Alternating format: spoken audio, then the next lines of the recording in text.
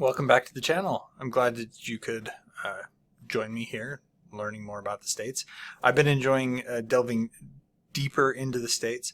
In my experience, obviously when we go to school, we do learn about each of the states, but we tend to, have a U.S. history class where we do a general overview of the history of the United States, and then we have a whole year where we have a class that's specific to the history of the state that we're in, where we learn a lot more and a lot more in depth on each of the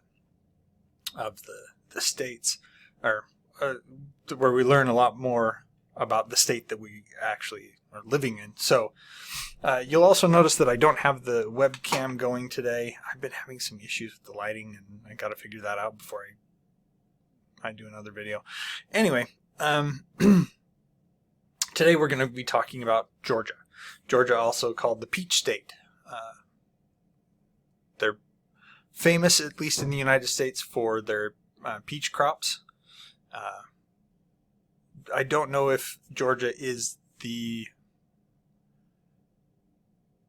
peach capital of the United States, but they definitely think they are. So anyway, without further ado, we'll talk about Georgia. Georgia achieved statehood January 2nd, 1788. It was the second state to ratify the Constitution of the United States, so it became the second state. The capital is Atlanta. Population is 10.7 million or thereabouts, making it the 8th most populous state. The state covers 59,425 miles squared, which is 153,909 kilometers squared, making it the 24th largest state. The four largest cities in Georgia are Atlanta, Columbus, Augusta, and Macon. So those are the four there. Georgia was initially settled by the British. February 12th, 1733 is when they either landed in Georgia or entered the Georgia Territory under the direction of James Oglethorpe, and it was named after King George II.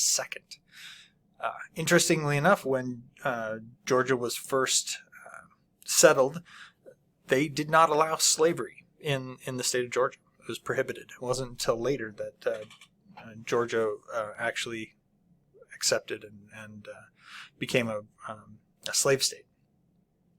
It was later invaded by the Spanish. There was a couple of instances that this happened. So we have 1742, but apparently there was a War of Jenkins' Ear wherein the British fought the Spanish. It was named after Captain Robert Jenkins. He was captain of the British brig Rebecca. His ear was allegedly severed by a Spanish coast guard that was searching his ship for contraband in April of 1731. So yes, the War of Jenkins' Ear. In 1752, and I didn't fix that. Anyway, in 1752, Georgia, prior to 1752, was run by the Georgia Trust. And they had a board of trustees and all that stuff. Apparently, the government of England didn't renew the subsidies that basically supported the trust, and so the trust then turned Georgia over to the crown, and it became a crown territory at that point in time. So it became subject to the king directly. It was basically the king's territory at that point. American War of Independence came along, and Georgia was one of the original 13 colonies that rebelled against British rule. Later, they became part of the War of 1812, whether they wanted to or not. And the War of 1812 was another war between the United States and England at that point in time. Now, kind of an interesting thing about Georgia, we have had several gold rushes here in the United States. The most famous being the California Gold Rush in 1849. But it wasn't the first. It was just the biggest and most well-known. The first gold rush was actually in 1829 in Georgia, which led to the Indian Removal Act and the Trail of Tears. Now, the Indian Removal Act, basically, it was to remove the indigenous tribes from the area so that the gold could be mined. And the Trail of Tears was basically these indigenous tribes were made to walk from Georgia to resettlement locations further west, and many of these people died along the way. They were ill-equipped to make that journey, and they were ill-supplied as well, and so many people died along the way. Unfortunately, one of those really poor examples of American imperialism at that point in history. Civil War came along later. Obviously, Georgia sided, at that point being a slave state, sided with the Confederacy. And for some reason, General Sherman, who was a Union Army officer, took exception to this quite strongly. Apparently, he entered the state from kind of the northwest portion and pushed across the state to the southeast in what became known as General Sherman's March to the Sea, and he stomped Georgia. He just came in and wrecked the place. I think it was Savannah, Georgia. He basically spared. He didn't do a lot there in Savannah, Georgia. But Atlanta, he razed. He basically burned Atlanta to the ground. If you're at all familiar with American cinema, you may have heard of Gone with the Wind, and they do have a depiction of Atlanta being burned in the film. After the Civil War, during the Reconstruction that took place, the Democrats regained power in the South. Georgia, in this instance, is not exempt from this particular part of history, and the Democrats immediately started passing laws to disenfranchise poor black voters. It had the kind of side effect of also disenfranchising a lot of poor white voters. It was interesting to me in looking through this stuff that the Democrats were a bit indiscriminate. Obviously, they were targeting the freed slaves, and they were trying to keep them from enacting laws and things that would, change their lot in society, if you will. But they went about it in a very indiscriminate manner that ended up spilling over and have the unintended consequence of also affecting those people who weren't necessarily the target of their ire, if you will.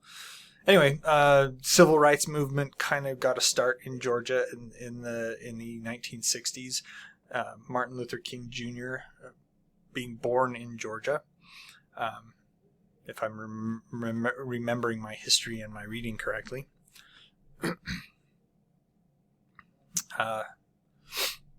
Couple other things, and then we'll get into some climate and geography. But sorry about that. The Atlanta International Airport is the busiest airport in the world. Yeah, it's a hub for a lot of air traffic. It sees over 100 million passengers per year, and this makes it it's the busiest airport in the world by both volume of passenger traffic and the amount of air traffic that goes through. So it's not just the number of people, but it's also the number of planes that are going through there that make Atlanta International Airport the busiest in the world, which is amazing. I once, when I flew to Europe, we actually stopped in Atlanta before we flew up to New York to take a plane over to Europe. So it was interesting that we flew from the west of the United States over to Atlanta, stopped in Atlanta, changed planes, and then went up to New York. So yeah, on the way back it was different. We stopped in Detroit, if I remember right. or Chicago, one of the two. I don't remember off the top of my head. Also, Georgia hosted the 1996 Summer Olympics, which were, if you remember, marred by some shenanigans with a security guard and a bombing. So, yeah. The geography and climate of Georgia, it's kind of divided into 5 regions. We have the Cumberland Plateau, the Ridge and Valley Appalachians, the Blue Ridge Mountains, Piedmont, which is actually indirectly named after the same region name in Italy. Obviously, they don't say Piedmont, but it Piemonte? I forget. I'd have to look it up. But it actually came from the Italian to the French and then to the United States. So, yeah. And then we have the 5th region is the Atlantic Coastal Plain. So the Cumberland Plateau is the southern part of the Appalachian Mountains. It's mostly sandstone. And then we have the Ridge and Valley Appalachians, which are low eroded mountains. Then we have the Blue Ridge Mountains, which are very ancient granite mountains. And then we have the Piedmont, which is low and eroded rock formations. And then the Atlantic Coastal Plain, which is near obviously it's right there near Florida and the Gulf of Mexico. So quite warm and humid. It's a humid subtropical climate, so hot and humid in the summers with moderate to heavy precipitation. It is particularly vulnerable to hurricanes, but apparently landfalls.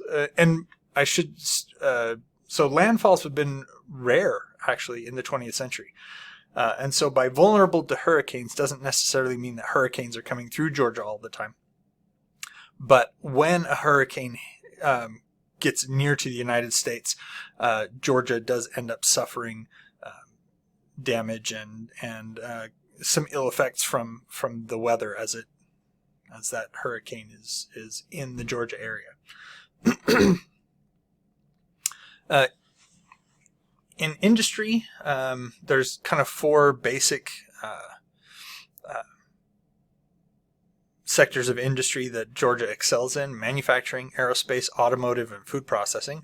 I didn't realize that before doing this that there's actually a couple things. For instance, Coca-Cola. I didn't realize Coca-Cola was invented in Georgia, but I didn't realize Georgia had quite that large of a presence in the automotive industry. I mean, aerospace makes sense. They're kind of there around NASA, but also with the Atlanta airport being the busiest airport in the world, it makes sense that you would have a lot of the aerospace industry around one of the busiest airports in the world. But as far as manufacturing, we've got Westrock Company, Georgia Pacific, Novelis, Aerospace. We've got Gulfstream, Lockheed Martin, the U.S. Department of Defense, Northrop Grumman. Automotive, Hyundai Motor Group is got a presence there. Kia Motors Manufacturing, Yamaha Motor Manufacturing. We've also got Toyo Tires there. As far as food processing goes, the Coca-Cola Company is there. PepsiCo is there as well. AFB International and Jack Links are some of the food processing companies that are there in Georgia. Georgia has quite a bit of tourism that goes on there. Seeing as how Georgia was one of the states involved in the Civil War and General Sherman's march across Georgia and everything, there's a lot obviously going on there that attracts Civil War enthusiasts. What you're seeing in the background here is Stone Mountain. I'm trying to remember if that's... Yes, Stone Mountain Park. It has the largest bas-relief in the world. There's a lot of stuff to do outdoors. There's a lot of golf courses, kayaking tours, dolphin tours, fishing, whitewater rafting. And if you've never been whitewater rafting, I highly recommend it. Very, very fun. Hiking, there's state national parks. Georgia has more than 60 state parks and historic sites. along with 11 national parks. Martin Luther King Jr. National Historic Park, Cumberland Island National Seashore, Franklin, the FD Roosevelt State Park in Pine Mountain, and then we've got the Stone Mountain Park here. The Okefenokee Swamp is another one. And when we're talking about fishing, there's a lot of water there in Georgia, plus it's on the Atlantic coast, so there's a lot of freshwater fishing, a lot of saltwater fishing as well, with Georgia Aquarium being one of the larger aquariums, and it being another tourist draw. World of Coca-Cola. Obviously, Coca-Cola is there because it was invented in Georgia, so there's the World of Coca-Cola there. The Margaret Mitchell House, Margaret Mitchell being the author of Gone with the Wind. Zoo Atlanta, Savannah, apparently Savannah, Georgia is very interested in tourism and bringing tourists in, and they actually have Savannah food tours. So if you're interested in food tours, Savannah, Georgia has got one for you, at least one. Riverboat cruises are another thing that's kind of part of the United States culture. Those riverboats, and you can go on riverboat cruises in Georgia. We have Six Flags over Georgia. It's a theme park, roller coasters, all that kind of stuff. The Plant Riverside District as well, and then we have the many battles and stuff that were fought during the Civil War there. So quite a lot of stuff to go and do in Georgia. All right, on to the trivia. This is one of my favorite parts, is to try to find some of the really weird stuff that the states are known for. Georgia is the largest peanut producer in the United States. And let's see. The first gold rush happened in Georgia in 1820. Wesleyan College in 1836 became the first college in the United States to accept women. As I've said a couple times, Coca-Cola was invented there. At one point in Georgia's history, it had 3 governors all at the same time.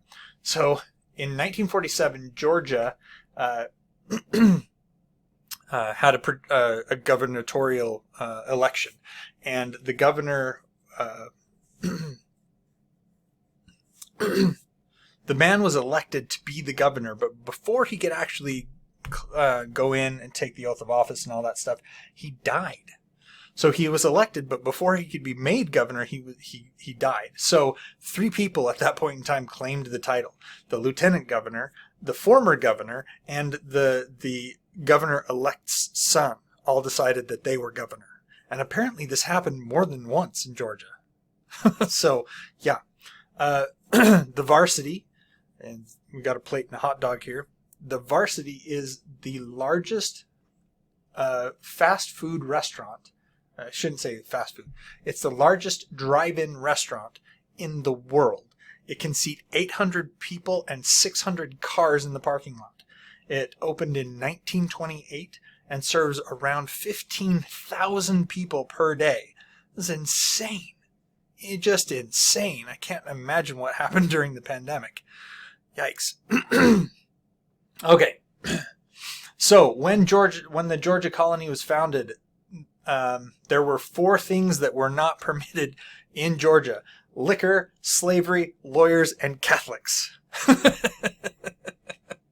Yeah, that was one of the weirdest things I found out about Georgia. Apparently, if you were if you were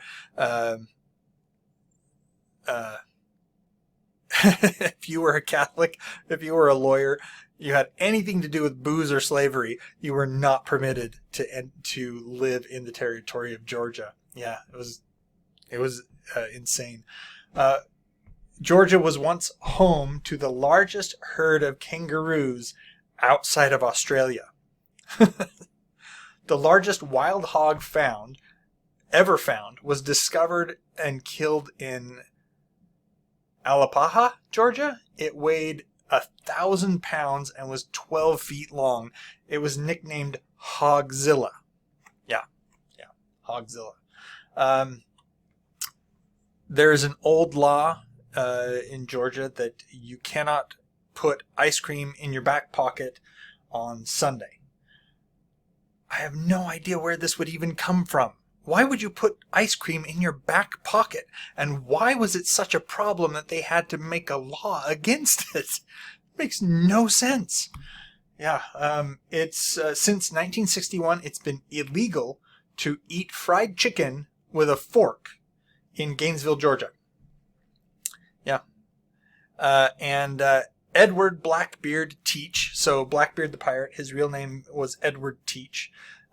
He was actually, he actually lived in Georgia for a significant portion of his life. There's Blackbeard Island. That's where he lived. It's off the coast of Georgia, claimed by the state of Georgia as part of its landmass, I guess. I don't know. Anyway, the last thing, sleep tight, don't let the bed bugs bite. That particular saying originated in Georgia. And so it was, obviously you don't want to have bed bugs biting you when you're sleeping. And it was in reference to kind of the poor conditions found in Georgia at the time that the saying was coined. That's it for Georgia for now. We may go back and visit the states as we finish up here, but we're just part of the way in. The next state we'll be visiting is Hawaii, interestingly enough. And yeah. So if you have questions or comments about Georgia, please leave them down below. Like, subscribe, get the bell on so you get the notifications, and have fun.